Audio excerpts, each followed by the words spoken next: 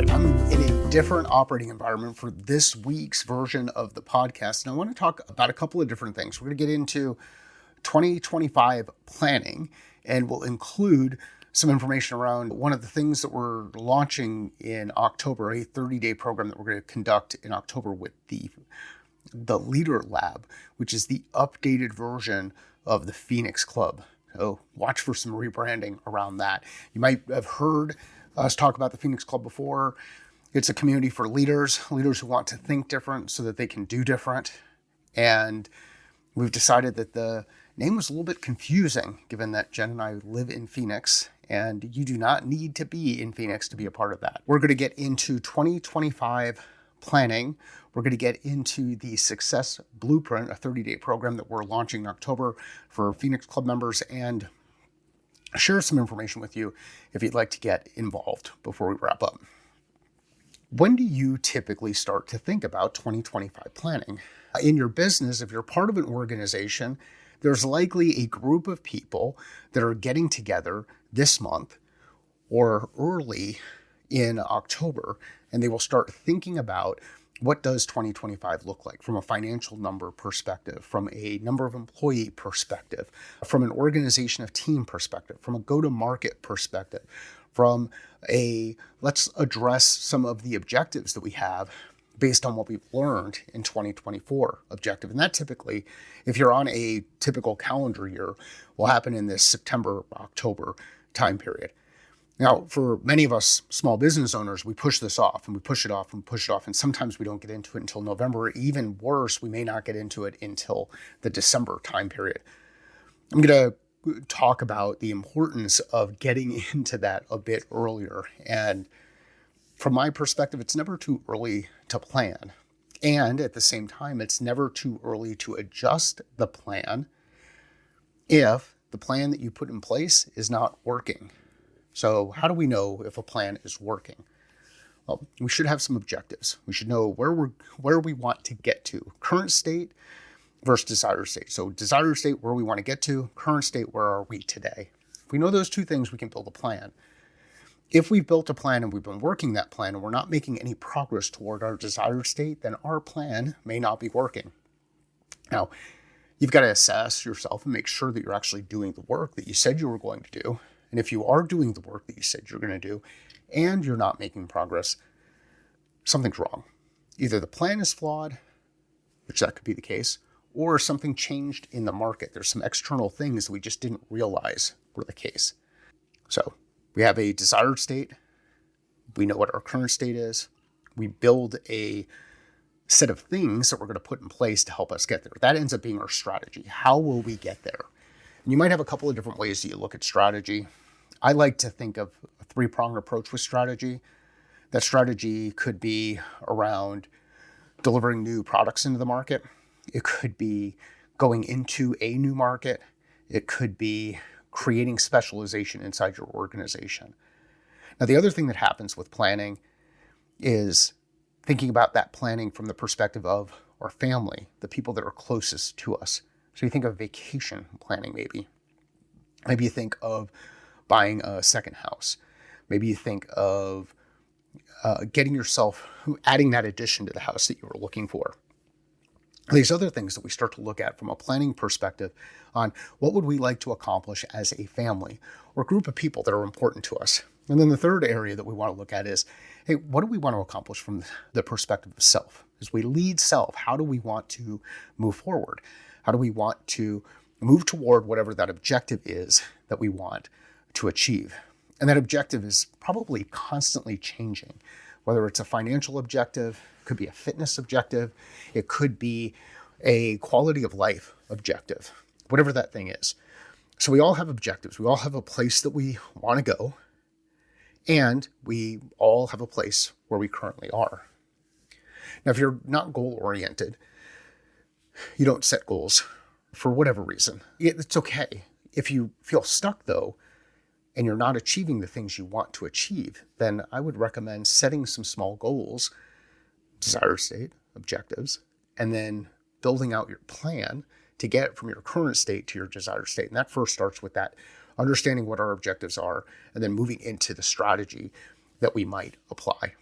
Now, once we layer in strategy, then it's important to create tactics. The cool thing about strategy and tactics can change more frequently than strategy. If your strategy is constantly changing, you're going to create a lot of confusion, both for yourself, inside your family, and in your business. Tactics, on the other hand, that's where you've got a little bit more flexibility. You can start to figure out, how do those tactics that you're working on nest inside the strategy? And we've talked about this in the context of the game plan before. And if you want to go deeper into that, check out the episode that we did around simplifying execution, or the episode that I did like this around simplifying execution. I had the whiteboard in the background and we had some of that stuff going together. So as a team, as a leadership team inside an organization, you will likely come together and say, all right, we agree these are what our objectives are. It could be a financial objective. It could be market penetration objective. It could be any number of things. Once you've identified that objective and you agreed to it as a team and you're aligned on the definition of that objective, then you've earned the right to move into discussing how you're actually going to get there. What is your strategy? That strategy could include hiring. It could be investing in new technology. It could be investing in hardware. It could be investing in people. It could be investing, and that could be new people that you bring into the organization, or it could be in training and coaching and developing existing people inside the organization. Things start to get super complex here when you try to do too much. Try to have 10 different strategies. My recommendation would be start with 3. And if you find yourself getting distracted with 3, or struggle with figuring out what your three-pronged approach is to accomplishing whatever the objective is that you're looking for, then it's okay to move forward if you have 2. However, if you are in that situation where you have a single strategy to move forward, know that you're taking on a significant amount of risk. Know that you're taking on a lot of risk. And then on the other side, if you constantly are changing your strategy, or you have 5 strategies, or you have 6 strategies or 7 strategies, what you're going to do is you're going to create a lack of clarity inside your business, and you're going to create, which will turn into a lack of focus. And what will end up happening is you'll have a number of people moving in multiple directions. And that's part of what this 30-day blueprint to success is going to do to help you, whether it's for a team that you're thinking about inside an organization, the way that you make money, your family, that unit, that team that you have, or for self. We've been very deliberate in the way that we've designed it to help support that. So we were in this planning process. We're thinking about what 2025 looks like. We're envisioning a future that's much greater than where we are. And now we've started to lay out some strategies, some hows on how we're going to execute or achieve that. Well, the next thing we want to do is lay in those tactics and make sure that the tactics align with the strategy. And typically, and I've gotten feedback from people around this who've been able to go through the game plan or have worked with me in some of these areas, some people get really good at putting together a to-do list, a list of things that they want to get done. But that list of things doesn't necessarily align directly with the strategy that will help them achieve their goal. So they end up working really hard, but not making any progress. This is that whole piece of moving really, really fast, but not accelerating speed to impact. And speed to impact is much more important than going fast. As a team, we know what our objective is. We have an understanding of where we are. We lay out our strategy on how we're going to get there, and then we create these tactics nested in the strategy that will help us hold ourselves accountable to doing the work aligned with the strategy, and then also hold the work accountable to working. The cool thing about working through strategic planning is it provides an opportunity for you to pause in the middle of the day or in the middle of the operation, pause, to take a breath and ask yourself these questions. Are we moving toward our objective? Are we getting closer to where we wanted to be? If not, why?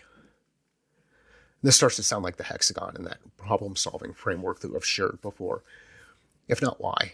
If not, why have we not made progress? Why is this problem that we're working toward continue to persist?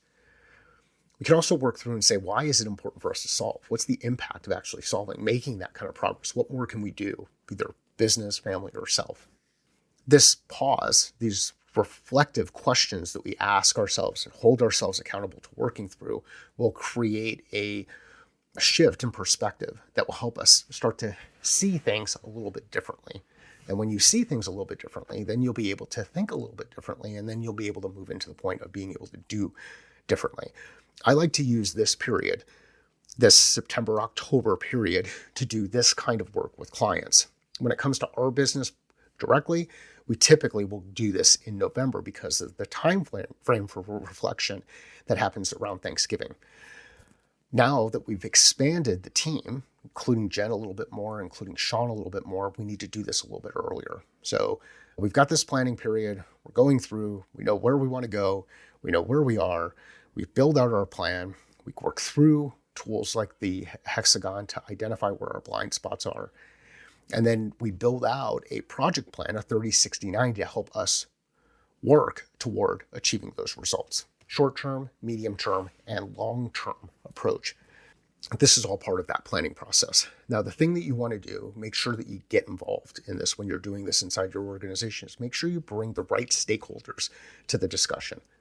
Many of us have run into those situations where a plan is given to us. Operators who are in the work, doing the day-to-day, the plan is given to us.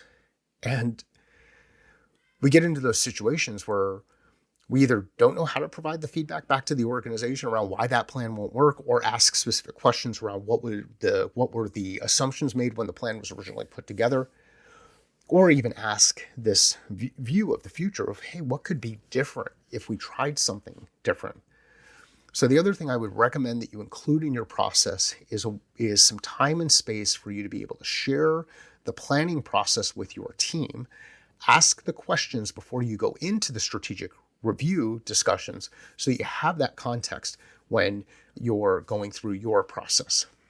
The further away you get from the work that's being done in the field, the more disconnected you are from what your customers are seeing, feeling, thinking, what you're both internal and external, more disconnected from what is actually working in this space, and more disconnected from what has changed.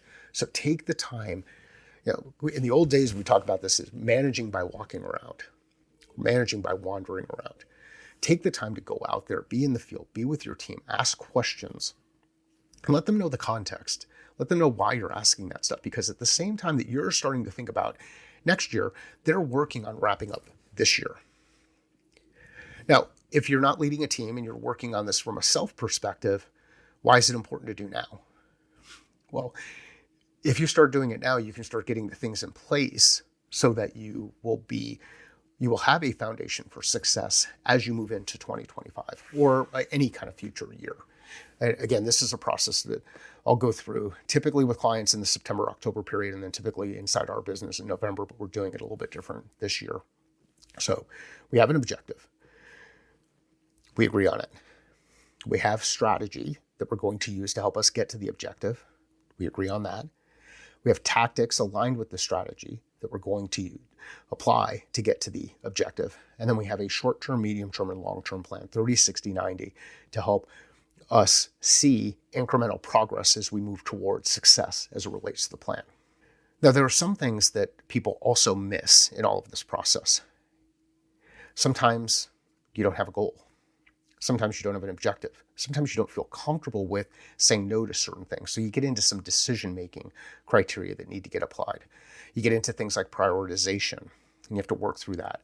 So this is where the 30-day blueprint to success comes in. And we've got 10 distinct topics that we're going to work through as a group, split out into a learn, think, act over a 3-day period for each one of the topics, so that at the end of the action part, you're actually putting work into practice at the end of each of these topics. It's going to be a pretty intense 30-day program. We really want people doing when they go through it is to say, we have that feeling of, hey, I accomplished something. I've been able to eliminate some blind spots. I'm creating forward momentum.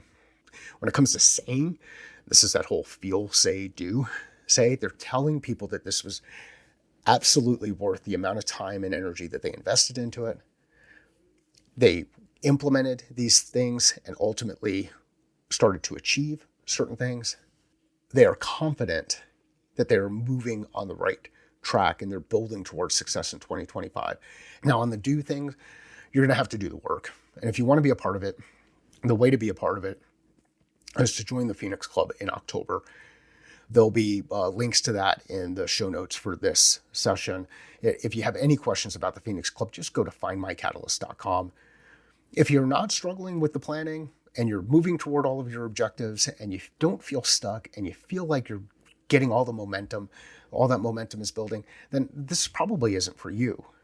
But if you're in one of those situations where you feel stuck, you might feel a little bit trapped, there's a little bit of uncertainty, you'd like to work together with a group of people who are committed to your success, a group of leaders who are committed to your success, who know that leadership starts with self and know that we get better by helping others get better, then the Phoenix Club, well, now Leader Lab, as we're going through the rebranding, the Leader Lab may be the perfect place for you. You might find your tribe, you might find your group there. Speed to impact is more important than going fast. Speed to impact is more important than going fast. Impact is a function of change, moving things forward, which ultimately is how I think of leadership. Leadership is about moving things forward. Culture is about how we do what we do. Revenue is about how we fund the things we want to do. And execution is about how we achieve results. Simple definitions that a lot of people tend to overcomplicate in my experience. So if this sounds interesting, check out the 30-Day Blueprint to Success with the Phoenix Club. This kicks off on October 1st. It is a very deliberate program that we've put together. It'll include some videos for the first day, which is a learn. The second day on the theme or the specific topic includes reflection questions. So think, how does it apply to what you already know? And then the third day is around action and having a simple set of note cards, a note card to be a complete fill in the blank type style work, where at the end you'll have 10 of these note cards, and those 10 of these note cards will actually be your blueprint to success as you move toward 2025. If that sounds interesting, please let me know directly. You can either send me a text, you can engage with me in one of the Slack communities we might be a part of, or send me a direct message.